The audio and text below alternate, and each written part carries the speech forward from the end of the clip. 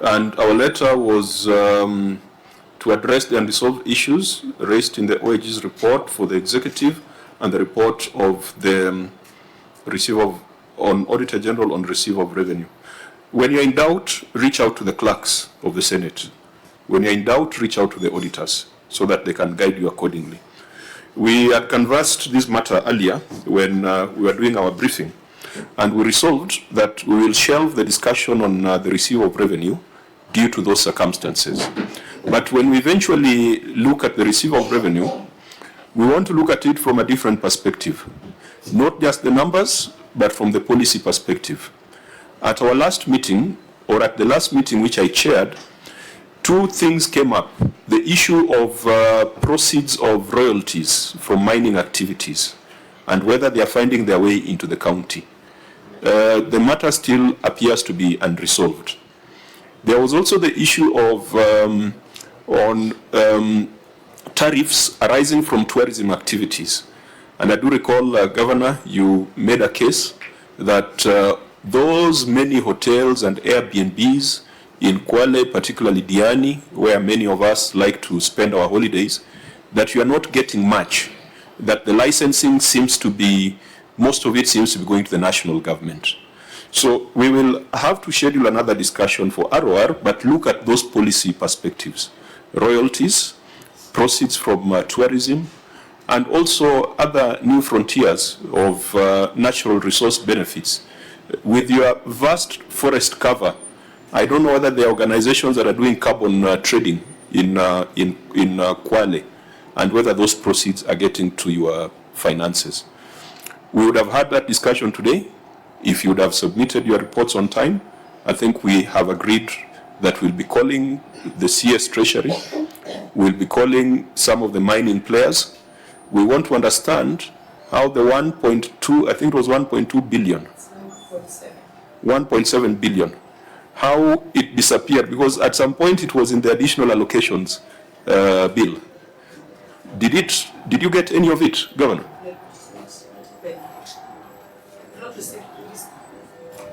Have you received anything? No, not yet. Not even a cent? Not even a cent. And what is the explanation?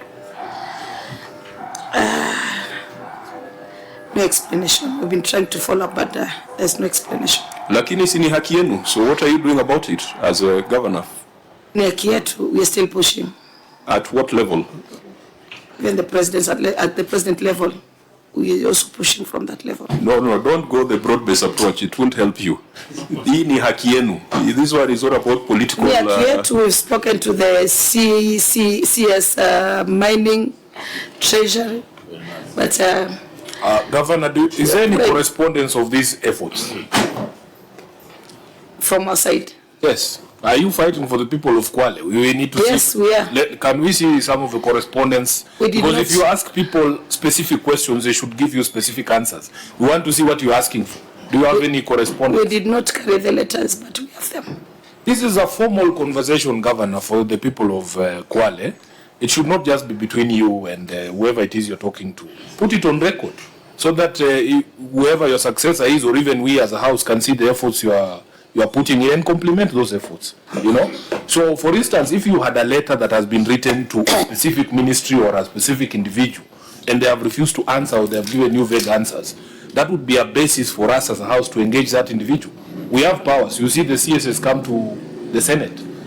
So if there is no formal correspondence, it means you have to be physically there with me, because you are the one who was talking to him, and let him also tell us what he's saying.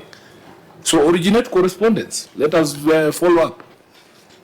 Additionally, Chair, we need to know if this issue has been escalated in terms of caucusing at the Council of Governors level, because we have several counties that would want to get their royalties. We have Taita Taveta. We have counties mining gold. So have you tried to caucus and brought it at the Council of Governors level? There has been a discussion at the Council of Governors. Yeah, look, Governor, we want to help you, not just Kwale, but the other counties. The injustice cuts across. My neighboring county of Migori, a lot of gold mining is happening there, a lot of it. But when you see the proceeds from mining royalties, it is insignificant. So,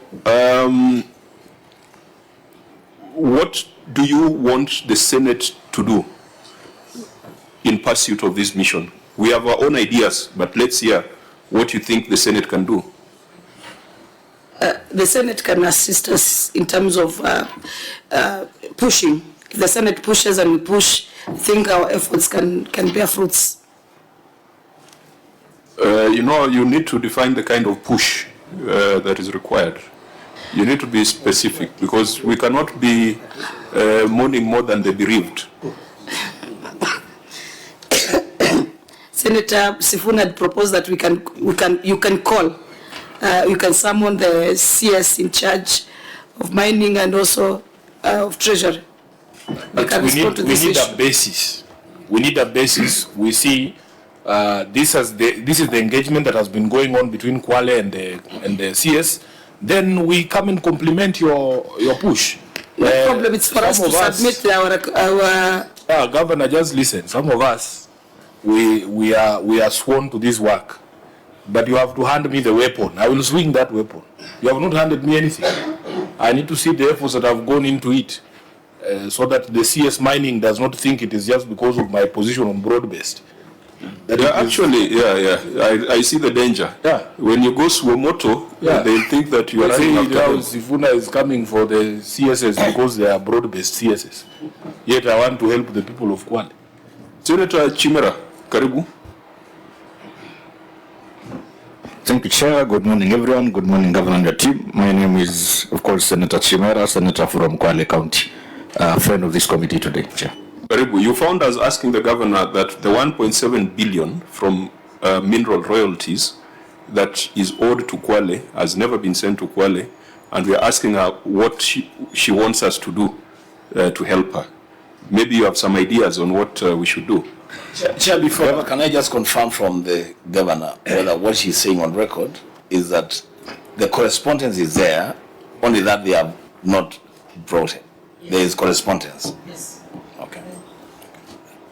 I think, thank you, Chair. This is an issue that has been discussed extensively in Kwale. I think, and Governor would agree with me and your team, I've been on record saying that as a Senate, we passed the allocation with reference to the mining royalties, but Governor has also been on record publicly that she's never received even a single cent from that particular allocation.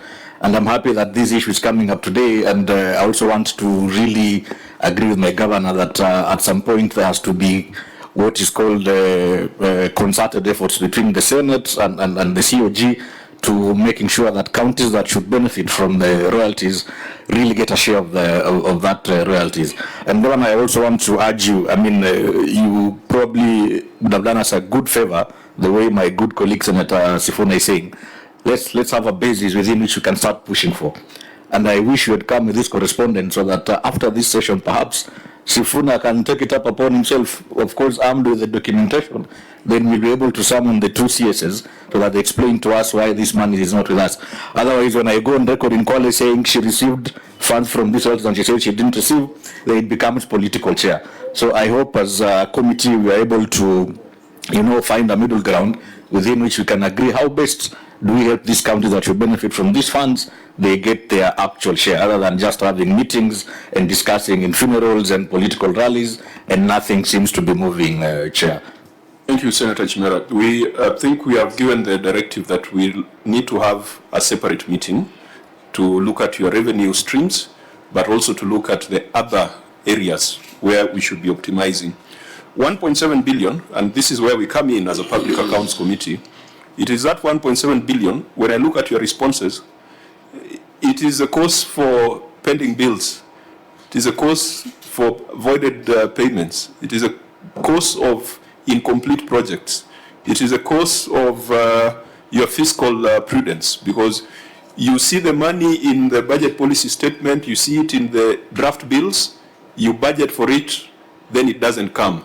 So you are left with a whole of $1 billion between your budget and actual receipts. So it's something of great importance to this committee. And we are going to do a mini inquiry. And when we invite you, Governor, please come with those correspondences, the positions that you've taken in your caucuses at the Council of Governors. We must push for Kwale to get this money. And I believe if we push, it might not even be 1.7 billion. That is perhaps the official position. But when we push further, you might realize that there's more that can benefit Kwale. At this point, may I now turn to the question that was raised by Senator Sifuna? Chair, because you talked about base titanium, I would want to know the status of rehabilitation of the mining sites. Because then if they have not done that and they've already left, then we might want to follow up with the Lands Committee, Land Environment Committee. Okay, the ecological aspect. Senator Chimera, you want to? Chair, I was just concerned with your words, push. You know, Governor said push and you also said push. We just need to be clear, what is this pushing that we want to do as the Senate?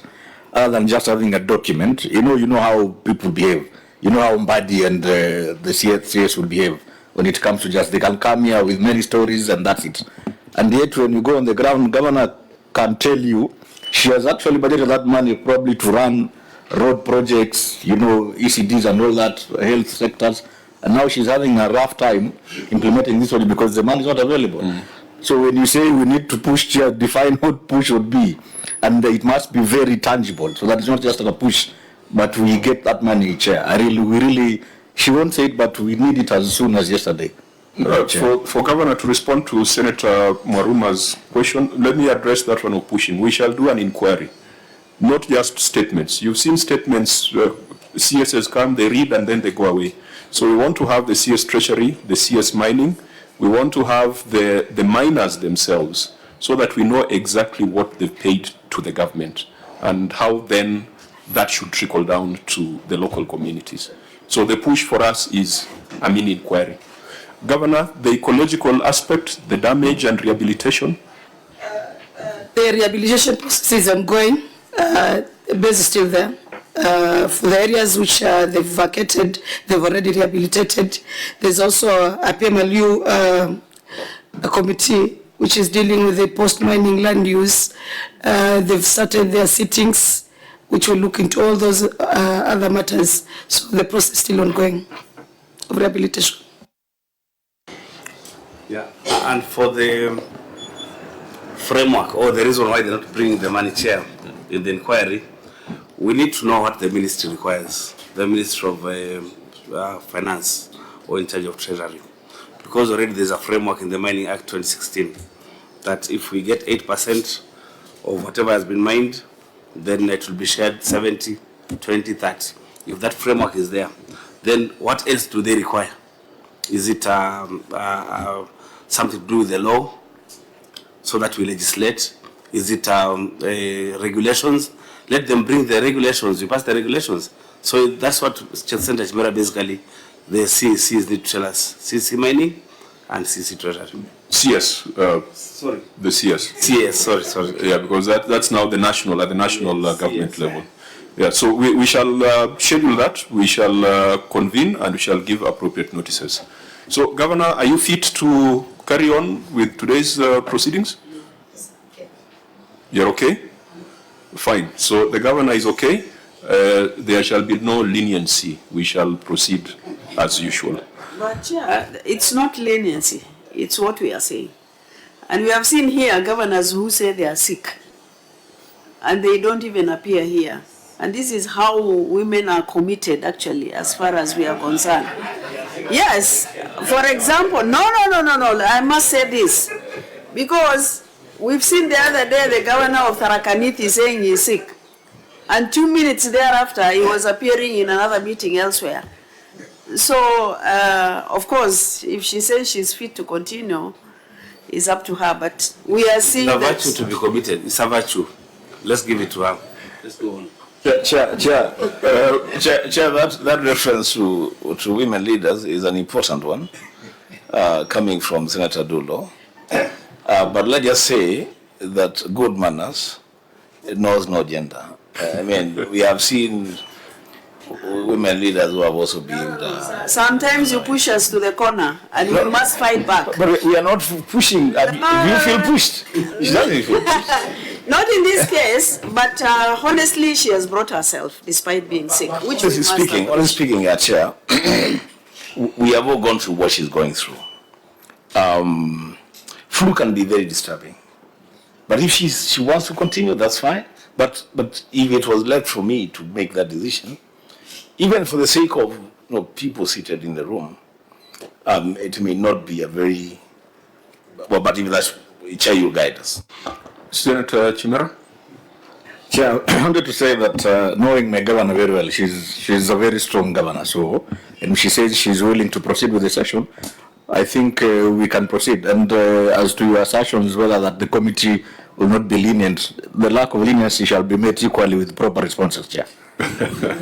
Yeah, I think we if the governor says we can proceed, let's proceed.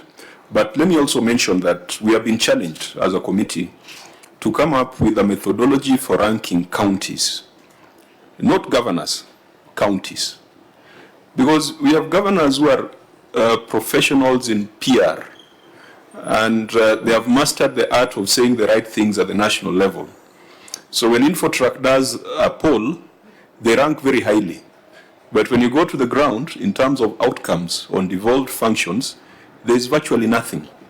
And so one of the challenges that we are given by the House is, can the Senate, and particularly this committee that looks at various aspects of a county's development, come up with a ranking methodology?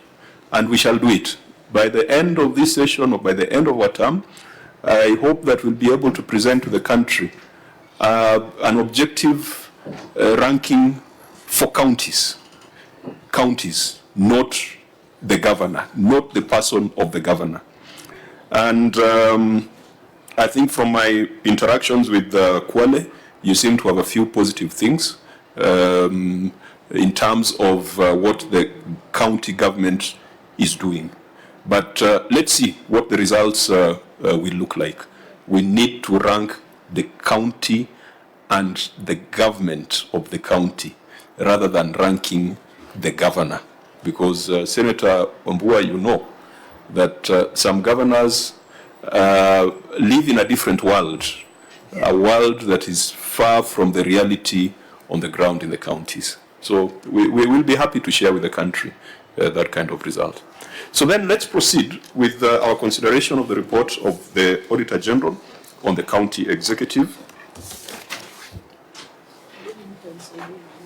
Auditor General, you will guide us on the issues. Then, Governor, you may respond or seek the assistance of your team if there's a challenge.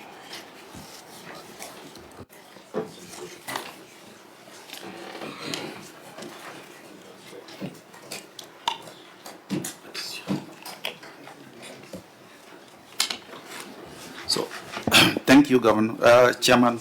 Could we first make sure we have the management response? Where, clerks? Where is the management response? It's this matrix.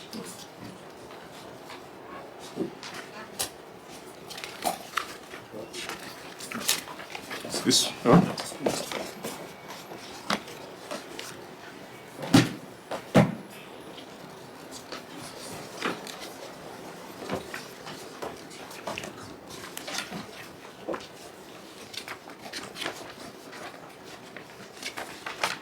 But this response is unsigned. It is unsigned, it is undated. Is that what the county submitted? The cover letter. Or there's a cover letter?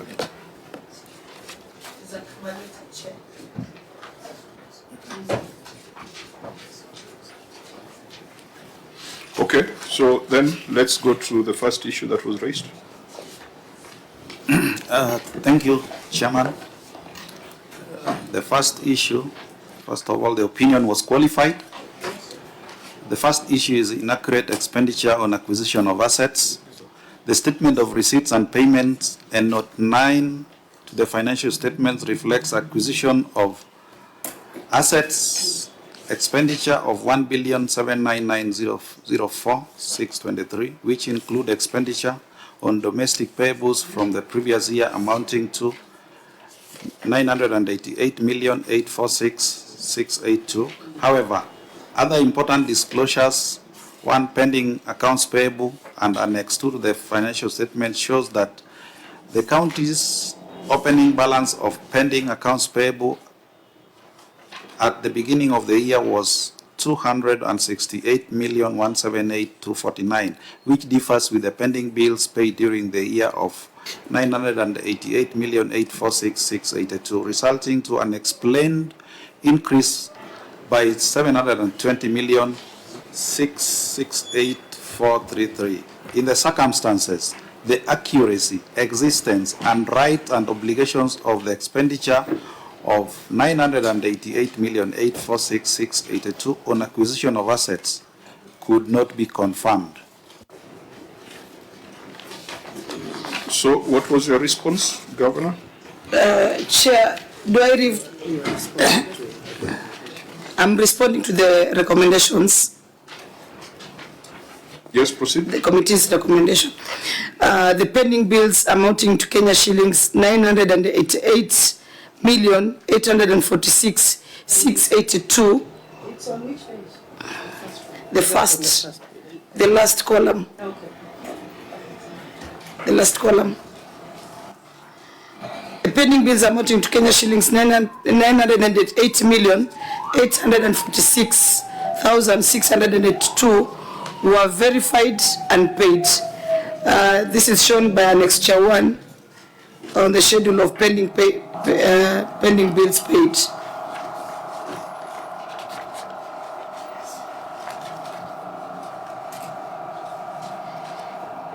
But Governor, that is not the question. The question is that there's a variance between the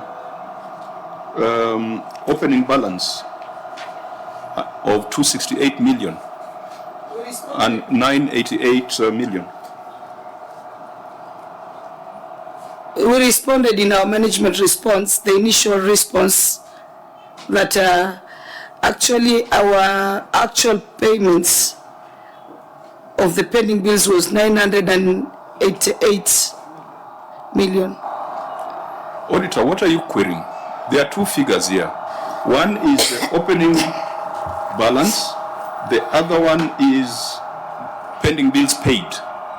So has that been reconciled? Chair, the issue here was the opening balance indicates 268,178,249, but what was ultimately paid was 988,846,682. Then the variance of 720,668,433 ought to have been reconciled. That is one. Has that been done? Not yet, Chairman. Opening balances are accounting issues. So, Yes.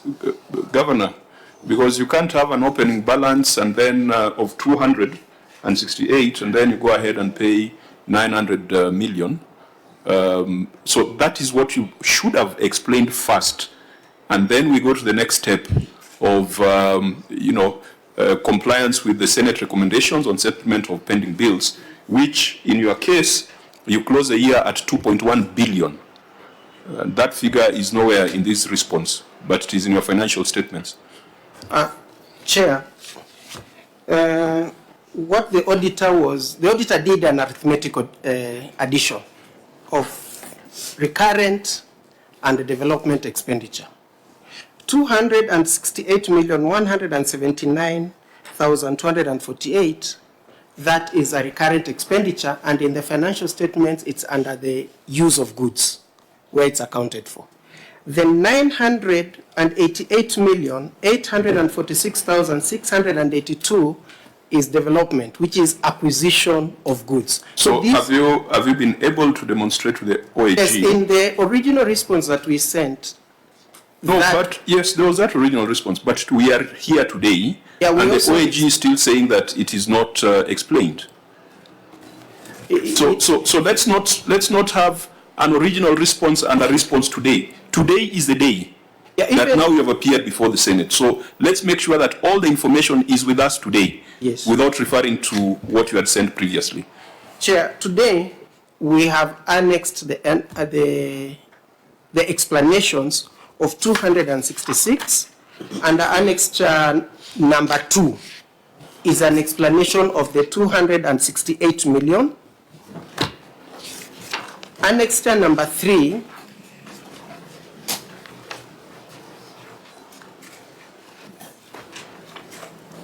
is the current status of the 268 million. We have paid 109 million. There's a balance of 158,861,717. It's Annexure 3. Part of Annexure 1, Schedule 3 is there. We have also annexed evidence from the central bank where we have paid the expenditures that we have said we have paid, the 100. We've annexed that in Annexure 4, Annexure 5, Chair, even without going to the annexes, you said, Governor, that you had contact with the auditor. Yes. Now, if this explanation was made, Auditor, what is the difficulty we are getting now? Because you're saying the pending account payables was 268 million. That is what your finding was in the report. Now, the executive is saying that that is only for development. If you had contact after we made our report, what is the difficulty here? That should have been explained during that contact after our 27th report. So what is the problem here?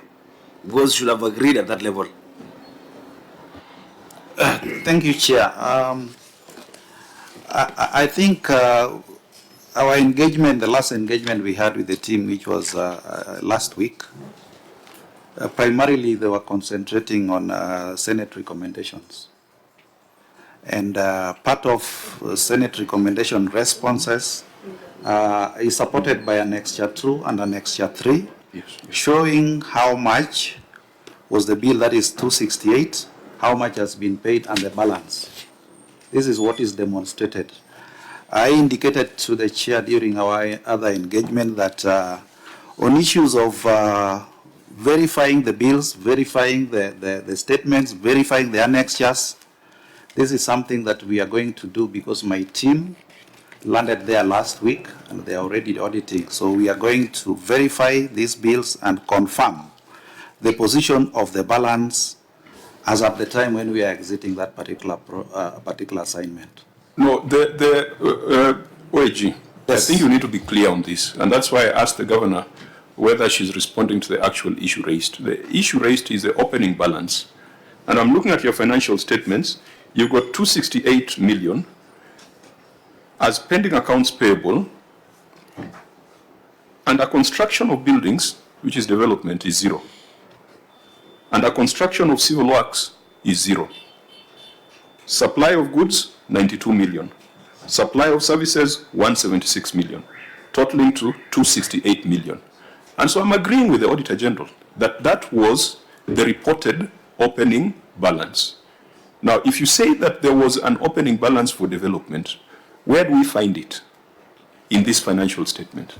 Chair, as you read on those financial statements, the next column is additions.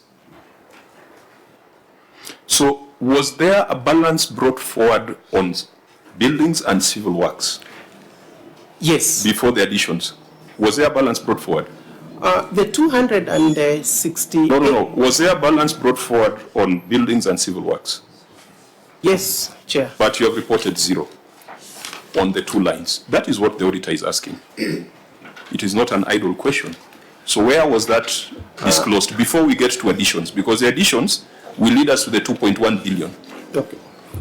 Chair, the 268 million was a balance carried forward in the financial year 2021-2022. It was carried forward. And then in that... It reads 2022-2023 here. Yeah, we now brought it into the financial statements that were being audited.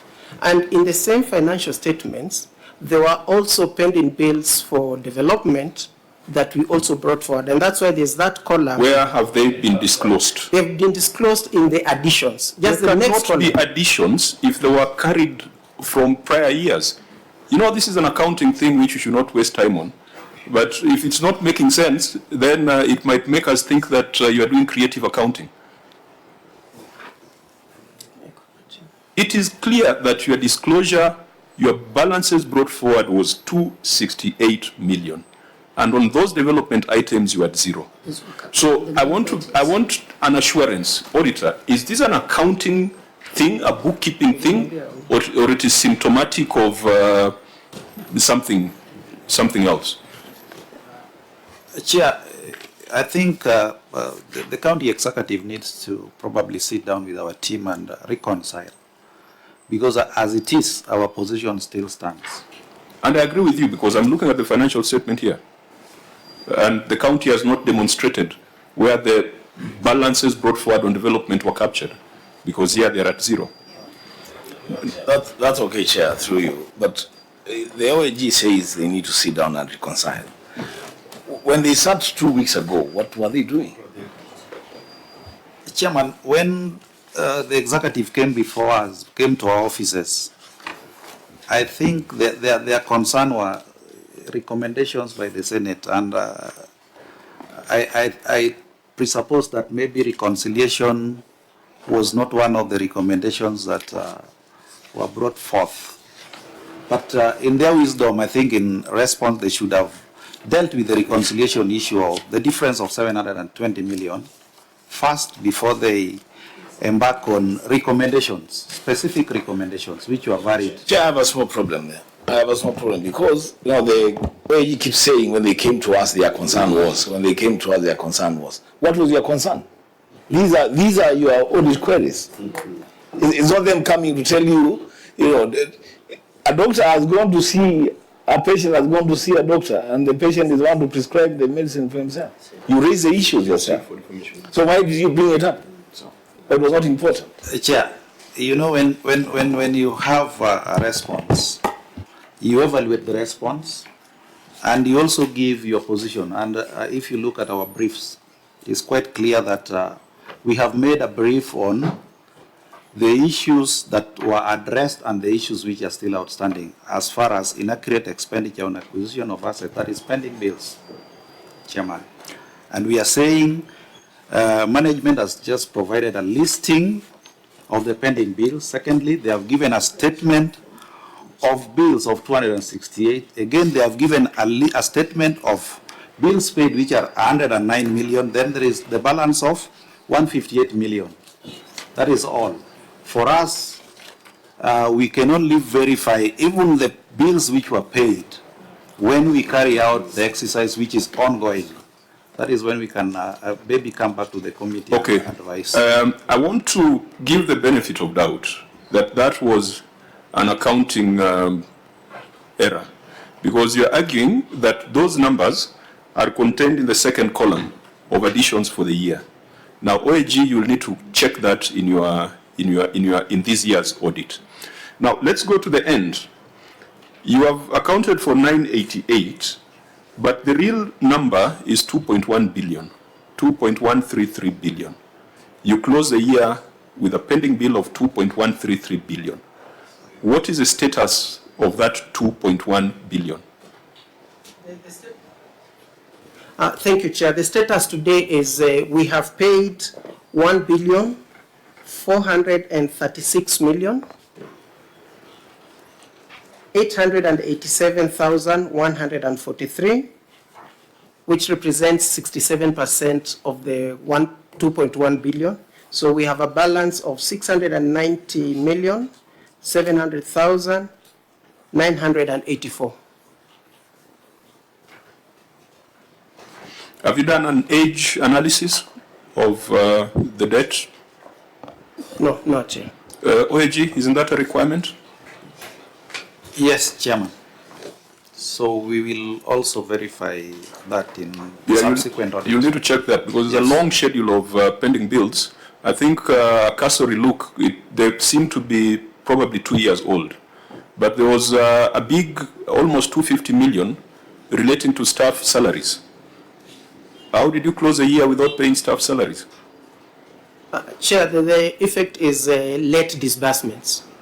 In that financial year, the disbursements for June were disbursed in April of a new in August of a new financial year. So as we speak, when is the last time you paid your staff? Currently, we've paid our staff up to and including April. So that's up to date? Up to date. So you can confirm that the amount that was in this schedule. Is that up to date here? Because we're in May now. We're in June, yes. Oh, yes. So for May now. Yeah, so these are. Chair, we've not paid for May, but we've made a requisition to the Office of the Control of Budget. No, payment is money hitting the account.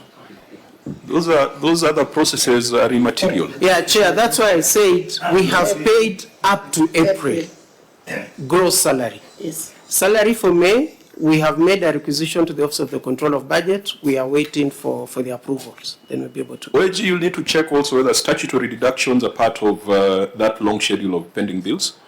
Chair, we will confirm. Okay, so we can keep the issue of pending bills, we can keep it in view, but even though I'd said that that would have been an accounting infraction, OAG, you need to check. Because if the balance brought forward was zero and all of a sudden they are paying amounts, then they could be manufactured invoices or manufactured claims.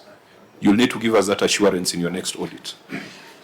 In this, in our recommendations, I think there's a matter that we will, having consulted, there was recommendation number 2 on EACC to investigate the procurement process and implementation of 22 ICT centers in the county. Clerk, what was your update on this? That was a mistake. It ought not to have been for this county. Okay, so that can be struck off as an action or a recommendation for Kwale. Then there was that counties should present to the control of budget a payment plan prioritizing payment of pending bills as a first charge on the CRF, and then the control of budget. Actually, the recommendations that flow, they were communicated to all county governments because there was a motion that the Senate adopted to guide on settlement of pending bills. And you have reported that you still have 600 million outstanding